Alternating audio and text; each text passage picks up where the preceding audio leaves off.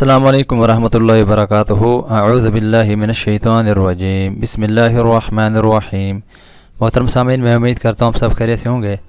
استغفار کی جامع الفاظ میں دعا غلام رسول صلی اللہ علیہ وسلم زید رضی اللہ تعالیٰ عنہ سے روایت ہے کہ رسول اللہ صلی اللہ علیہ وسلم فرمایا، استغفر اللہ الذی لا الہ الا، میں اس اللہ سے معافی مانگتا ہوں جس کے سوا کوئی معبود برحق نہیں، هو الحی القیوم واتوب الیہ، وہ زندہ اور کائنات کا نگران ہے اور میں اسی کے حضور توبہ کرتا ہوں۔ جس نے یہ کہا تو اس کے گناہ معاف کر دیے جائیں گے اگرچہ وہ میدان جنگ سے بھاگ گیا ہو۔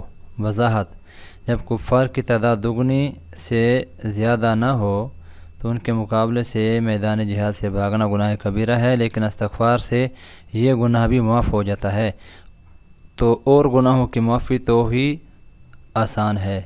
سنن ابو داؤد کتاب تفریح ابواب الوتر، حدیث نمبر 1517۔ علامہ البانی رحمۃ اللہ تعالی علیہ نے صحیح کہا۔